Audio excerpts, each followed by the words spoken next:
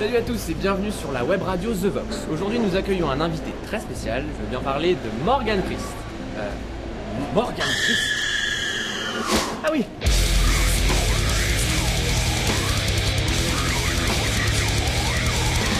Alors, véritable sataniste assoiffé de sang ou acteur talentueux, c'est ce que nous allons voir au Black Dog de Châtelet-Léal. C'est parti.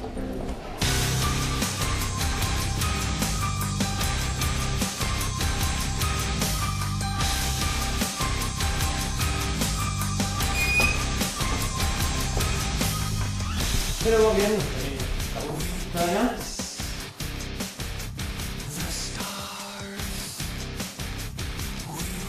Alors, la première question, Morgan Christ, qui es-tu? C'est qui Morgan Christ? Je suis un acteur qui, par la force des choses, est devenu réalisateur. Et je fais des vidéos depuis quelques années sur Internet. Bon, alors nous sommes une web radio, et donc on va parler un petit peu musique forcément. Alors, bon, qu'est-ce que tu écoutes comme musique? Est-ce que tu es plutôt porté électro, rock, jazz, classique? Vas-y, le rap, t'as vu? Ouais, le rap, très bien. J'écoute vraiment une touche très éclectique, mais c'est sûr que ma culture musicale est orientée beaucoup plus vers la mouvance goth, c'est-à-dire pas du Marilyn Manson ou des choses très commerciaux, comme même si je n'ai rien contre eux, hein, ou The Cure ou Bauhaus ou des choses comme ça. Ouais. Il y a quelques titres que j'aime bien, mais moi je suis plus orienté électro, dark électro, synth pop, indus, noise, donc la musique très électronique, mais qui n'est pas connue du marché, du grand marché international. Ouais. Ça reste underground, quoi. Alors forcément, tu disais dans des anciennes vidéos que justement l'habit ne fait pas le moine. Donc on peut très bien s'habiller d'une manière spécifique et d'écouter quelque chose d'autre.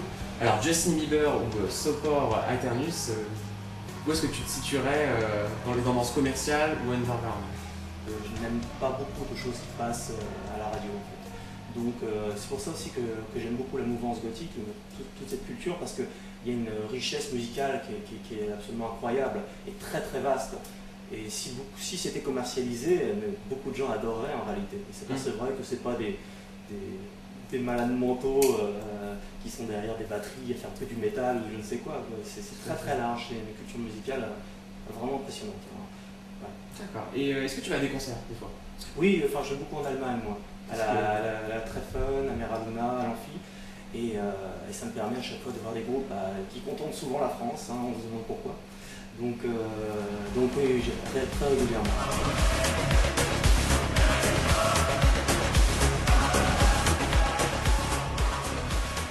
Bon, on va parler un peu de toi, alors qu'est-ce qui t'a poussé à commencer une carrière d'acteur?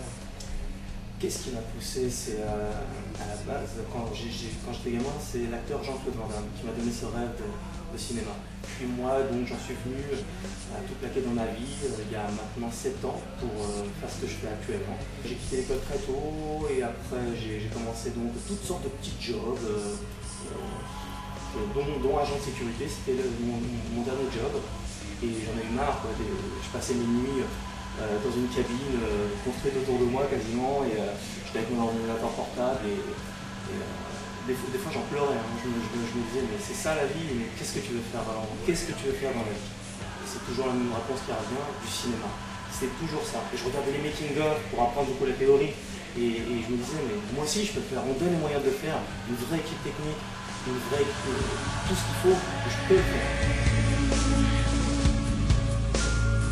Alors forcément, est-ce que tu as une formation d'acteur? Moi j'estime que la meilleure formation c'est la vie. Regarder l'attitude des gens et ça pour moi c'est la meilleure école. D'accord, donc t'as pas fait d'école? Non, j'ai pas fait les cours, j'ai pas fait, je suis pas du tout un adepte du théâtre. Donc théorie? Non, pas du tout. Non, puis on apprend énormément sur le terrain, au fur et à mesure des tournages, j'en ai fait tellement. J'ai tourné avec nombreux acteurs, comédiens de théâtre. Et ça se sent beaucoup qu'il y a une formation et que ça a été formaté en fait. Moi j'aime bien les acteurs très instinctifs, un peu la méthode acteur studio. Tu vis vraiment pleinement ton personnage, tu vis tellement ton personnage à la limite que quoi que tu dises, ça passe super bien parce que tu es le personnage. C'est vraiment une méthode américaine qu'on voit pas forcément beaucoup en France, hein, les acteurs s'immergent totalement dans le personnage et le texte, ils l'apprennent, mais pas tant que ça. Et ils s'autorisent beaucoup d'impro, ils sont les personnages. C'est ça qui m'intéresse dans l'acting. La méthode Stanislavski. Ouais. On a retrouvé tes débuts d'acteur avec les personnages de Roland et Justin. Et quelques années plus tard, quel regard tu as sur cette époque? Ça fait partie de mon évolution. Je suis fier d'avoir fait ça. Et puis après, il y a eu Passion Magazine, c'était pour une petite boîte de production indépendante qui a essayé de vendre ça à la télé. Ça n'a pas marché, c'est pas grave, ça reste une très très bonne expérience. Et donc c'est comme ça qu'on apprend aussi le métier.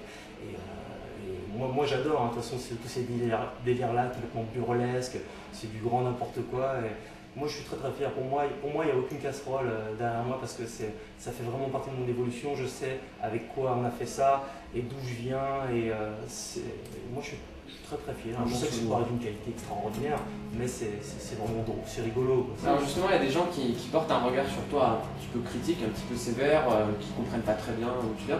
Est-ce que toi, par rapport à tes opinions, tu as aussi une vision un peu critique, un peu sévère d'un look en particulier?